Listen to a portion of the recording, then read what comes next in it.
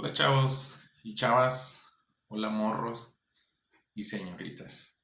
Hoy me tocó dar el devocional que nos invitan a los pastores para compartir a los jóvenes y para mí es un privilegio esto, así que les invito a que abramos nuestras Biblias en Lucas capítulo 6. Vamos a ver un poco de la vida de un hombre, un gran hombre de la fe, y antes de eso permítanme iniciar con una oración. Señor bendito, gracias por esta oportunidad que me das para compartir a los jóvenes y cualquier cosa que quieras hacer tú, Señor, de manera individual o en mis hermanos y hermanas, te pido, Señor, que derrames tu gracia en la vida de nosotros. Derrama tu gracia en la vida de estos jóvenes para que puedan ser cautivados por tu mensaje. Te lo pido en el único nombre que es capaz de hacer lo imposible, en Cristo Jesús. Amén.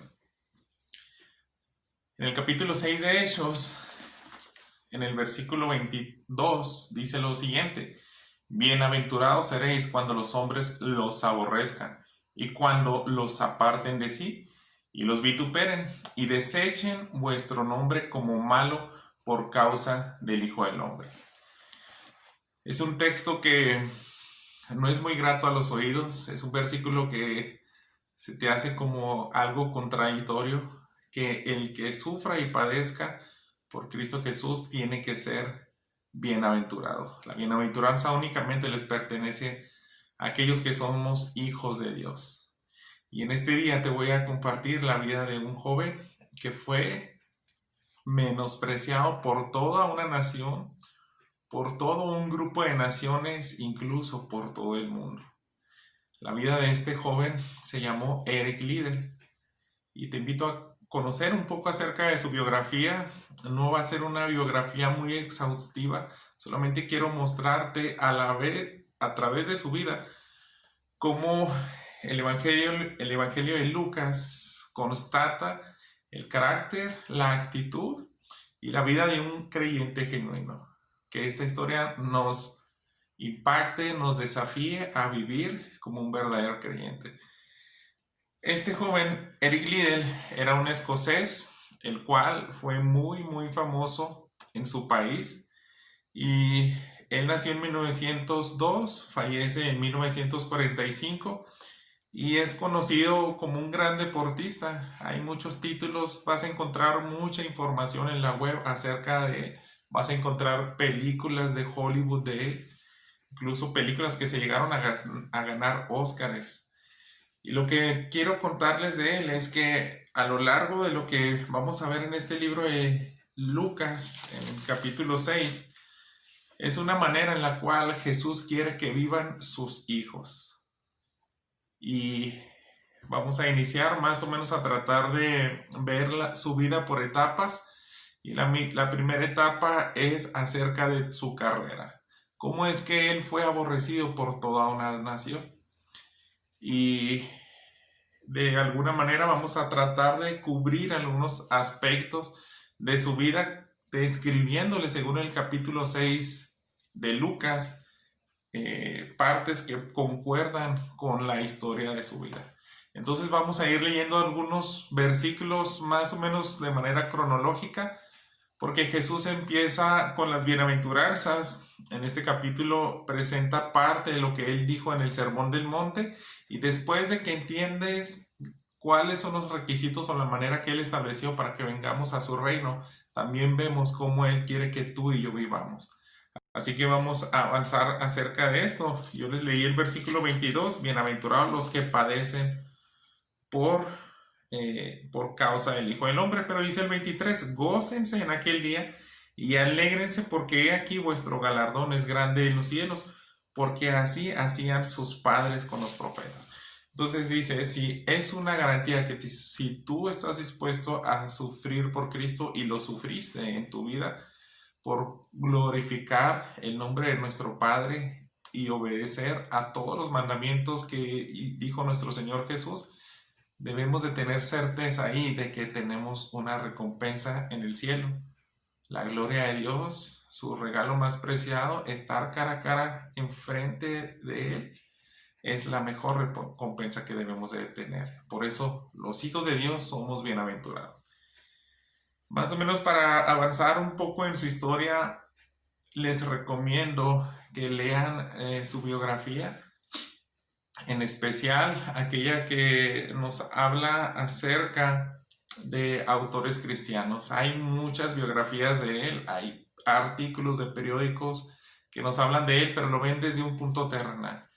En la descripción de este video voy a dejarles la portada del libro que más les recomiendo. Hace algunos días me prestaron ese libro y leí la biografía, pero a lo mejor hay datos, eventos que no voy a recordar exactamente, así que desde el inicio les doy una aclaración. Bueno, la vida de Eric Liddell fue un atleta destacado. Él fue una gran estrella en su nación en equipo de rugby, que en Europa es un deporte muy apreciado por esas naciones, pero también fue un corredor olímpico, un velocista. Él competía en los 100, 200 y 400 metros. Entonces, ¿cómo es que Eric Liddell llegó a ser aborrecido por toda una nación? Y su problema fue que él no corría, no competía en los domingos. Cuando tú lees las historias de los puritanos y desde 1700, 1800 hasta este punto, principios de 1900 que él vivía, créeme que te vas a encontrar un concepto de lo que tenían los creyentes del día domingo. Ellos los honraban, no te imaginas. Nosotros se nos hace cualquier cosa de repente decir, no, pues este domingo no voy al templo, voy con la familia. Pero los creyentes celosos de esa época, faltar un domingo al templo era algo que su conciencia no lo podía soportar. Tal grado es que Eric Liddell fue una estrella en su nación. En Escocia quitó récords a los cuales después de 35 años alguien lo pudo quitar. Pero eso nos muestra que cuando empieza a armar el Reino Unido, a través de varias naciones, armar un equipo de velocistas para las Olimpiadas, consideraron a Eric Liddell y apostaban de que él, con esos récords que tenían, podía ganar la medalla de oro en esa disciplina de los 100 metros. Pero cuando empiezan, ya llega a Francia, donde fueron las Olimpiadas, allá en 1924, y a veces las preliminares para ser calificados ya ahora sí en correr en las Olimpiadas, se hacían algunas veces, se programaban las carreras de cualificación en los días domingos. Entonces ahí la conciencia de Eric ya no dio para más, dijo, yo no puedo correr el domingo. Eso hizo que toda la nación lo creyera como un cobarde, como alguien que desperdiciaba su vida, y los medios hicieron añicos su reputación. Todos los periódicos empezaron a hablar terriblemente de él porque decía, es un santurrón. ¿Cómo a alguien con esas posibilidades claras de ganar una medalla se le ocurre faltar a las calificaciones de las carreras olímpicas tan esperadas en todo el mundo? Y aquí les quiero llevar a cómo viene la descripción de lo que Jesús quiere de un cristiano. Eric Liddell fue aborrecido por toda una nación, pero fíjense lo que dice en el versículo 28, aquí en este capítulo 26 de Lucas.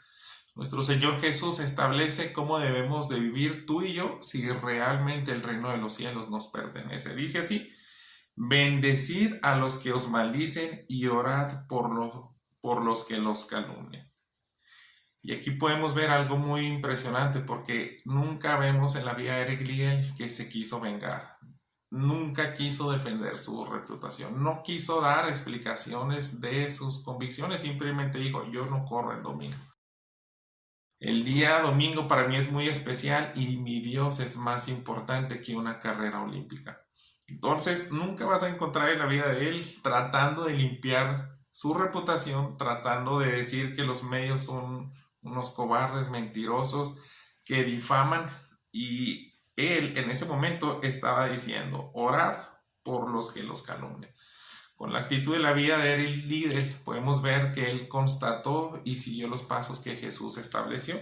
No solamente eso, dice en el versículo 31, y como queréis que hagan los hombres con vosotros, así también haced vosotros con ellos.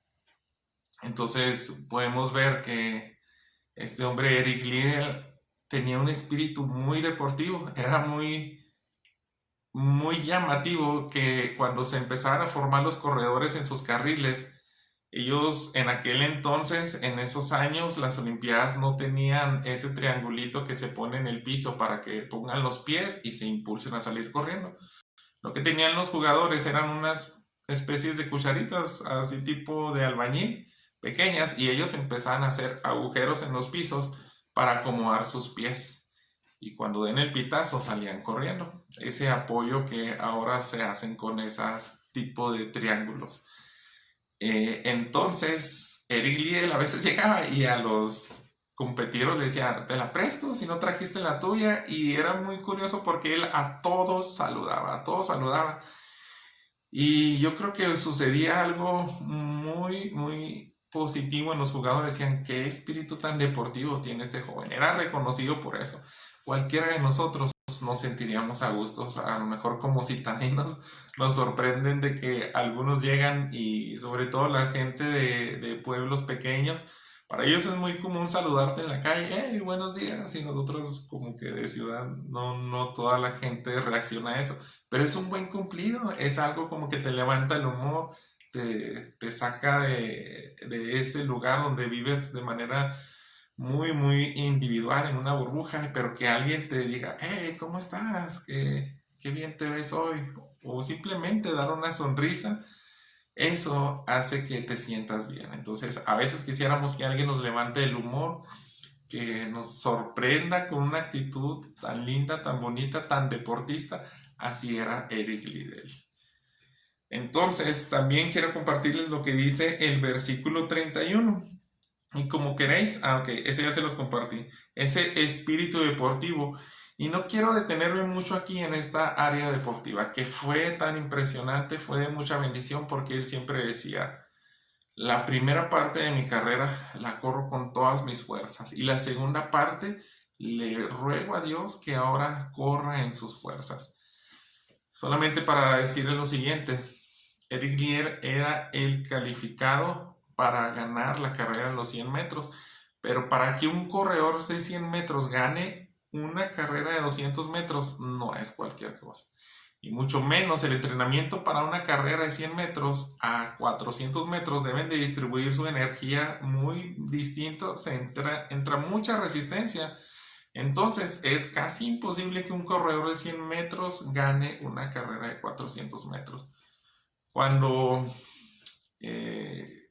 limpió más o menos su reputación con una medalla de bronce, pero llega la oportunidad de que, aunque no calificó para la de 100 metros porque las eliminatorias estaban en domingo, él quiso participar en los 400 metros. Y este es un dato real, lo puedes ver en la película que salió de Hollywood, Carros de Fuego, aunque no te recomiendo, porque es de Hollywood, vas a ver algunos detalles un poco exagerados, te recomiendo más leer una biografía cristiana de él, pero sí hay un dato verdadero ahí donde un corredor estadounidense en los vestidores o en algún punto antes de la carrera se acerca y le da un papel, y en ese papel decía, yo honro a los que me honran. Y ese día Eric Liddell ganó la medalla de oro en los 400 metros. Sin embargo, él deja el oro terrenal por ir a obtener un oro eterno, un oro que no se corrompe. Y él se había hecho una promesa, también una promesa obviamente a Dios, de que él quería ser un misionero en China. Él nació en China, por circunstancias de la nación salen a su país, pero después, ahora que ya concluye sus estudios universitarios, él regresa a China. Y quiero compartirles, hay muchas tanto que hablar lo que él pasó allá en China, pero quiero llegar a un punto en la historia donde llega un momento muy tenso entre los chinos y japoneses y ocurre una guerra. Aquí, hermanos, chavos, quiero decirles que vayamos al versículo 27 al 32 y contar solamente anécdotas de él, puntos de la historia que no van a estar tan bien hiladas en esta plática, pero quiero que vean unos detalles. Mi punto es que vean cómo vive conforme a lo que Jesús estableció. En el versículo 27 dice lo siguiente: pero ustedes los que oís, les digo, amen a vuestros enemigos, hagan bien a los que los aborrecen. Y el versículo 32 y 33 dice, porque si amas a los que los aman, ¿qué mérito tienes? Porque también los pecadores aman a los pecadores. Y si haces bien a los que les hacen bien, ¿qué mérito tienes? Porque también los pecadores hacen lo mismo. Aquí Jesús establece algo muy difícil de hacer. Ama a tus enemigos. Y literalmente eso hizo Eric Liddell. Él se involucró en China en algún punto de su vida a colaborar en un hospital, en los cuales era obviamente un hospital chino, pero se viene la guerra y empiezan los japoneses a hacer muchos estragos en el país de China, y a veces ese hospital era creyente y de pronto todo el personal, aunque se decía ser cristianos, eran creyentes genuinos seguramente, pero sí tenían mucha reserva en atender a un japonés. Tenían así como que no podían tolerar eso, son terribles, están matando muchas personas inocentes. Esta guerra empezó a traer mucho odio porque dejaban niños huérfanos, etc. Pero fíjense, la vida de Eric Liddell fue muy sorprendente porque él empieza a tomar una carretilla y buscaba dónde habían heridos, pero de ambos ejércitos, de tanto en puestos militares chinos o en Japón, en puestos japoneses. Él estaba observando, entonces levantaba a un herido y se los llevaba hasta el hospital. Y fue tan sorprendente que en una ocasión ya empezó a llegar con japoneses. Y todos los doctores se quedan bien sorprendidos cómo se le ocurrió traer a un japonés. Pero para Eric Liddell veía a estos hombres como almas necesitadas de compasión y de salvación. Esa cosa que no se atrevía a hacer ningún creyente, de atender a un soldado japonés. Al ver la dedicación, la vida de Eric la ponía en peligro, porque transportar un soldado japonés donde podía de repente aparecer un puesto militar chino le podía costar la vida, y viceversa. A veces acarreaba un soldado chino y si pasaba cerca o de casualidad podía venir alguna tropa de japoneses y lo veía, pues tú estás cargando un chino, te matamos junto con él. Y eso lo vieron los médicos, el personal de ese hospital, y desde entonces ellos empezaron a tener la misma compasión por atender los soldados japoneses. Se fijan, no es tan fácil amar al enemigo, y Eric Liddell lo hacía literalmente. Yo creo que eso es mucho peor que ames a tu novia que cortó contigo o tu novio que te engañó y lo tienes que perdonar. Ese es el llamado que nos hace nuestro Señor Jesús. Hacerlo de manera genuina, pero aquí implicaba la vida también. Solamente les comparto esta serie de anécdotas de Eric Liddell para que reflexionen al final, que lleguemos a las conclusiones. Vamos a tratar de asentar todos estos eventos aislados por lo pronto. Fíjense lo que dice el versículo 36. Sed pues misericordiosos como también vuestro Padre es misericordioso.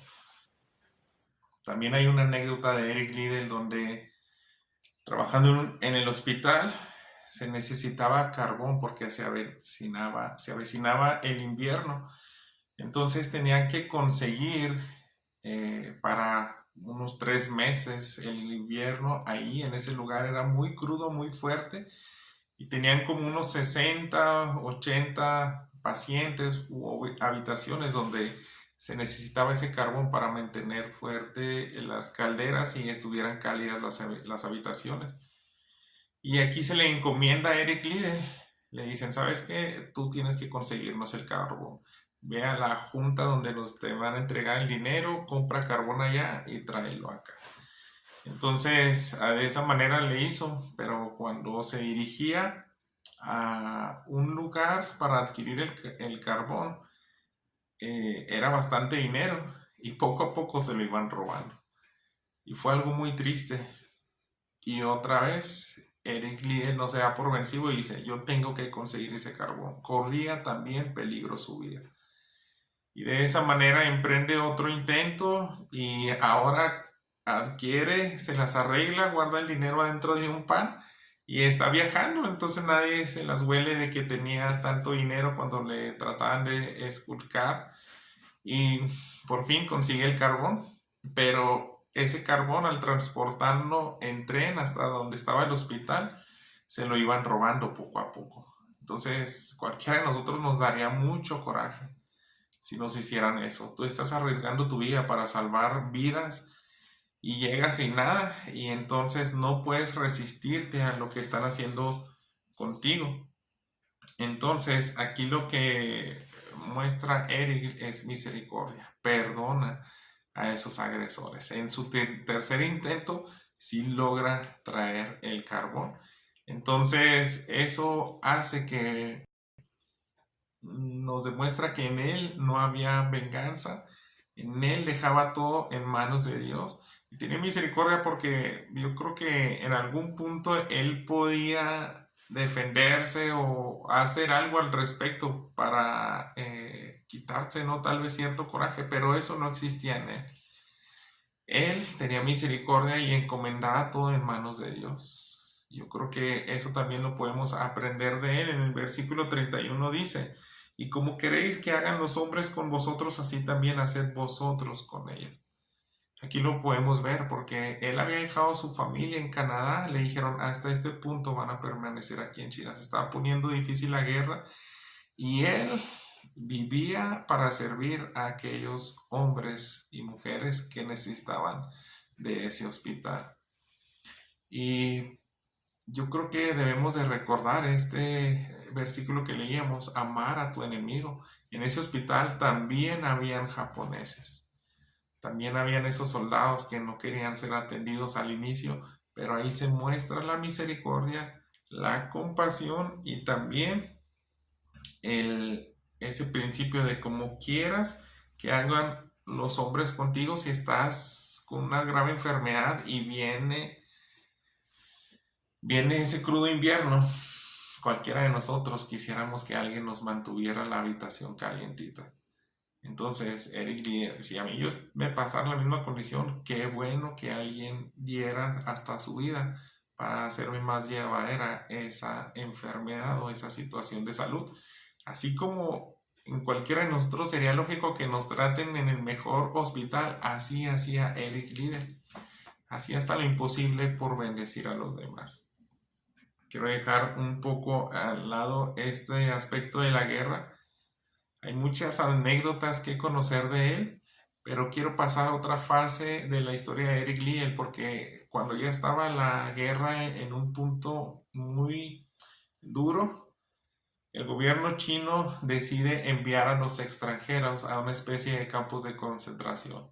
No recuerdo bien el dato, pero era algo así como unos 400 a 600 metros cuadrados donde se les asigna solamente bardas bien grandes, algunas habitaciones en medio y los sueltan, por así decirlo, a la deriva. Ustedes se las van a arreglar para conseguir sus alimentos, sembrar, hagan lo que les dé su capacidad para mantenerse vivos ahí, no pueden salir de ese lugar.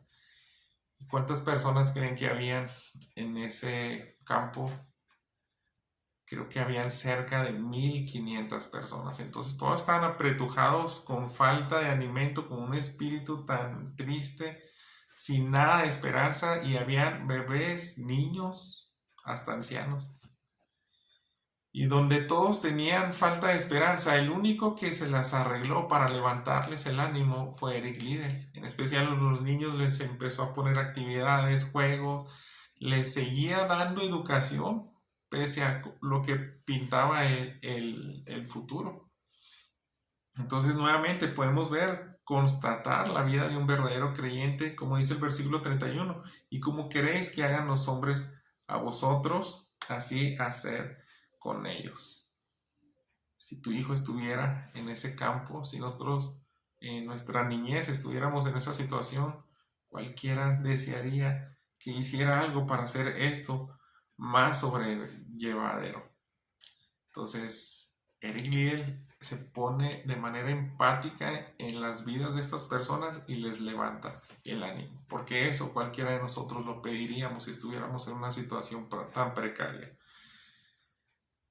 Hubo también una ocasión en la cual una niña tiene una enfermedad que no sabían cómo tratarla, me parece que era una especie de peste en la cual solamente decidían hay que aislarlos, porque no tenemos cura, no tenemos nada de posibilidades de salvarle la vida, para que no contagie a los demás, vamos a aislarla. Y hubo una monja que tuvo compasión de ella, pero se contagia y muere antes que la niña. Y la única persona que convivía con esa niña era Eric Liddell. Él le mostró compasión y estuvo a su lado en esa habitación.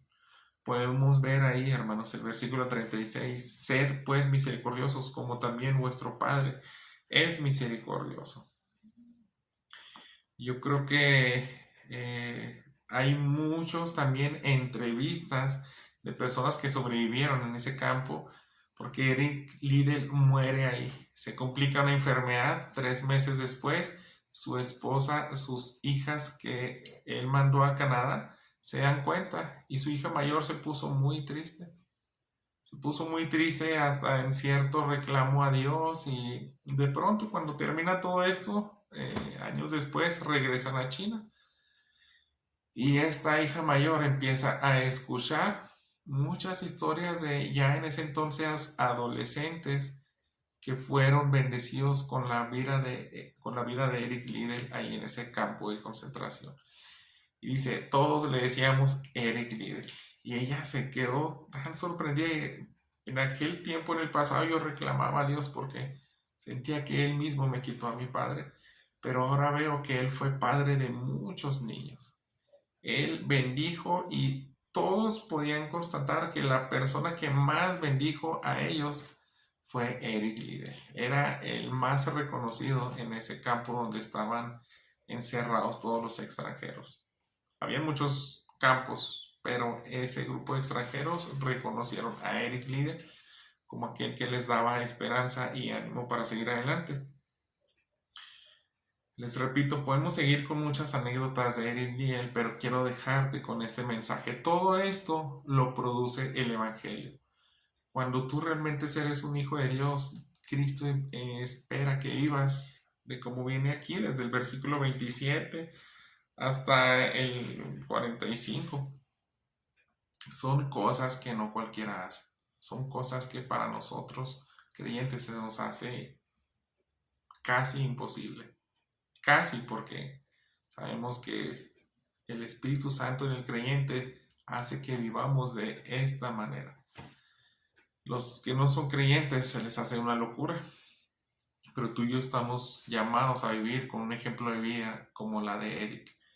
Y quiero que estemos viendo algunas conclusiones, regresando al versículo 20.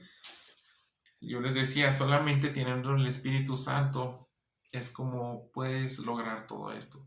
Y Jesús empieza el sermón del monte en este versículo 20, alzando los ojos hacia sus discípulos. Estos son los creyentes. A ellos les daba más importancia de que entendieran las verdades del reino, no a las multitudes. Obviamente las multitudes lo escucharon, pero aquí dice, alzando los ojos hacia sus discípulos. En Mateo nos dice que hasta que se acercan los creyentes a Jesús en ese monte, ahí inicia el mensaje, porque a ellos mira fijamente. En Mateo 5 lo podemos ver en otra ocasión. Pero aquí dice, bienaventurados ustedes los pobres, porque suyo es el reino de Dios. Bienaventurados los que ahora tenéis hambre, porque seréis saciados. Bienaventurados los que ahora lloran, porque reiréis. Entonces sabemos que todo esto tiene un sentido espiritual. Bienaventurados los pobres, porque suyo es el reino de los cielos. Quiero aclarar esta área espiritual porque en Mateo 5 dice, bienaventurados en el versículo 2, los pobres en espíritu. los que realmente saben y reconocen que sin Dios no son nada. Aquellos que dicen, yo no tengo lo suficiente para comprar mi lugar en el cielo. Los que se humillan y dicen, estoy en bancarrota. No, mis obras jamás me alcanzarán para llegar al cielo. Esa es una pobreza espiritual, que reconozcas que dependes del Padre para tu salvación. La salvación es de Dios, así decían los judíos en el Antiguo Testamento, la salvación es de Jehová. Y dice la segunda bienaventuranza, bienaventurados los que ahora tenéis hambre, porque seréis saciados. Entonces aquí dice en Mateo 5:6, bienaventurados los que tienen hambre, pero ¿qué clase de hambre? Hambre y sed de justicia. Se refiere a cuando tú ya reconoces que eres un pobre en espíritu y no tienes esperanza, no puedes ganarte el cielo por tus propias fuerzas. Hasta entonces vas a tener hambre y sed de justicia. Una justicia perfecta, porque sin ella no puedes estar en el reino de los cielos. Sabes que necesitas ser perfecto delante de Dios y que tu vida tiene pecado. Y no puedes deshacerte de ese pecado con tus propios medios. No puedes comprarle a Dios la salvación. Hasta entonces tú empiezas a anhelar una justicia perfecta, porque si no, estás completamente seguro de que te irás al infierno. Y aquí en Lucas plantea la tercera bienaventuranza. Bienaventurados los que ahora lloran, porque reiréis. En Mateo dice, recibirás consolación.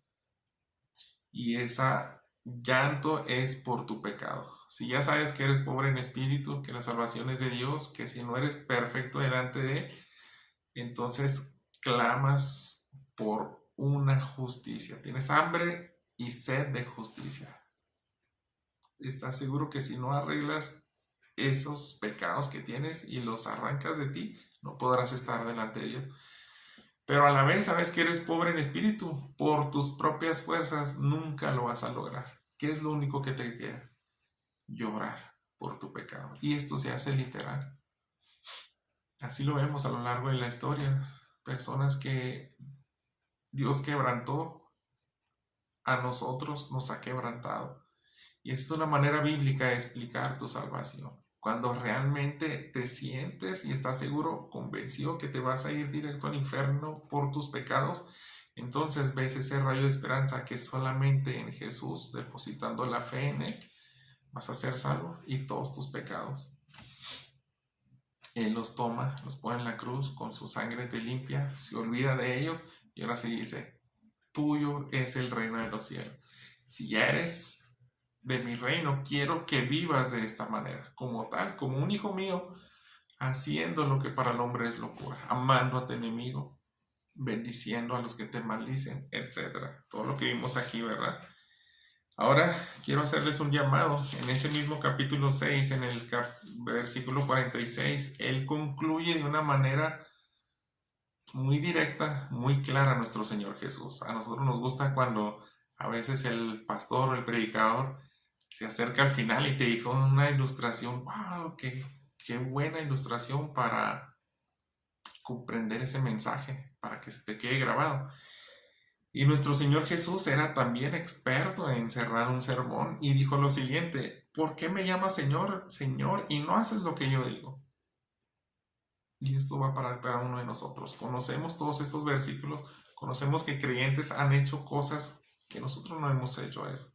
¿Por qué te llamas ser creyente? Porque dices, tú eres mi Señor, le cantas todo cada domingo, pero no perdonas a tu enemigo, no prestas sin esperar recibir a cambio, no muestras misericordia como tu Padre mostró misericordia a través de su Hijo Jesús. No tienes ese espíritu de hacer a los demás como quisieras que a ti te hicieran. Entonces, Él dice también, todo aquel que viene a mí y oye mis palabras y las hace, les indicaré a quién es semejante. Semejante es al hombre que al edificar una casa cavó y ahondó y puso el fundamento sobre la roca, y cuando vino una inundación, el río dio con ímpetu contra aquella casa, pero no pudo mover porque estaba fundada sobre la roca. Esa roca es Cristo. Y este juicio que viene es parejo a toda la humanidad. Llegará un momento en el cual nuestro Señor Jesús derramará su ira cuando venga, como dice el Apocalipsis, en un caballo blanco con ejércitos alrededor de él para establecer su justicia. Para mí eso es la última instancia de lo que va a ocurrir. Esa ira de Dios, esa tormenta que viene, termina en eso. Un juicio, y si no construiste tu vida sobre la roca, no obedeciste esos mandamientos y no lo hiciste en tus fuerzas. Lo hiciste porque creíste en Cristo Jesús. Eres bienaventurado porque Dios te dio un corazón nuevo, capaz de obedecer esto de manera natural. De manera, obviamente, esforzándose en su gracia y creciendo a esa estatura del varón perfecto. Y también dice lo siguiente: mas el que oyó y no hizo semejante es al hombre que edificó su casa sobre la tierra sin fundamento, contra la cual el río dio con ímpetu, luego cayó y fue grande la ruina de aquella casa. Cuando Eric Liddell entra a esos campos de concentración en China, no solamente él estuvo ahí entre los creyentes. Habían creyentes que vivían en lujos y les dicen las personas: ¿saben qué? Los vamos a llevar a un lugar en el cual se pueden llevar todo lo que ustedes quieran. Y Eric Liddell le dio tanta tristeza porque estaban familias tratando de llevarse vajillas lujosas, ropas, abrigos carísimos, joyas, y llevaban tantas cosas que ni siquiera podían cargarlos. Los chinos les dijeron: ¿saben qué? Llévense todo lo que quieran, pero ustedes los van a cargar. Y Eric Liddell cuenta: yo escuchaba a cristianas que les decían a sus esposos: ¿por qué no contratas a un chino de los que llevan los carritos y jalan ahí tú como una carreta, que nos carguen todos mis zapatos? Y no se puede, ustedes los van a cargar. Y Eric Liddell voltea atrás y muchas cosas, muchas riquezas terrenales ahí tiradas en el suelo. Eric sí lleva una mochila como de supervivencia para el fin del mundo, con un kit de lo más básico, su cuchillo de Rambo, yo creo, para pescar y hacer fogatas. Pero él decía: es tan increíble que siendo creyentes todavía tengan esa mentalidad. Ellos fueron los que más sufrieron. Eric Liddell fue el que más se desgastó para bendecir a esas personas. Entonces, estos que se decían llamar creyentes y que decían Señor y Señor, nunca tuvieron esa empatía, aunque se decían llamar misioneros. Ellos no fueron creyentes maduros, si es que alguno de ellos lo fueron. Entonces hubo ruina para ellos. Y quiero concluir con esto. Yo les había dicho, para mí la peor ruina es la final, donde va a venir ese juicio y Dios va a separar el trigo de la cizaña, sus ovejas de los cabritos. Y ahí es donde va a ser bien clara la ruina de aquellos que no obedecieron a Dios, no vivieron como verdaderos hijos de Dios, porque decían Señor, Señor, pero jamás fueron renovados, jamás pudieron poner su fe genuina en Cristo Jesús. Lo que quiero que veamos ahora sí para concluir es regresando a la contraparte de las bienaventuranzas. Dice el 24: mas ay de ustedes ricos, porque ya tienen su consuelo. Ay de ustedes los que ahora están saciados, porque tendrán hambre. Ay de ustedes los que ahora ríen, porque lamentarán y llorarán. Entonces es todo lo contrario de ser pobre en espíritu, de tener hambre y sed de justicia, de llorar. Aquí al contrario, ríen. Entonces son aquellos creyentes orgullosos que dicen: yo no soy pobre en espíritu, yo soy rico, yo ni necesito de Dios, mi justicia me alcanza. Yo no tengo hambre porque yo sé que mis obras me alcanzan. Yo no necesito una justicia de Dios porque mi propia justicia me alcanza. Ay de ustedes los que ríen, porque llorarán. Llegará el momento en el cual, si tu vida no está fundada en Cristo Jesús, no estás puesto sobre la roca, todas estas maldiciones y juicios vendrán sobre ti.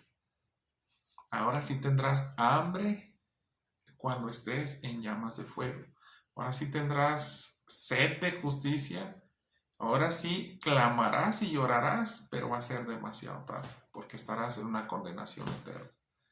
Espero que haya sido de bendición esta palabra y te invito a que leas más biografías de creyentes, hagas una especie de análisis de sus vidas y cómo obra el Espíritu Santo en ellos para que también aprendas de la historia del cristianismo.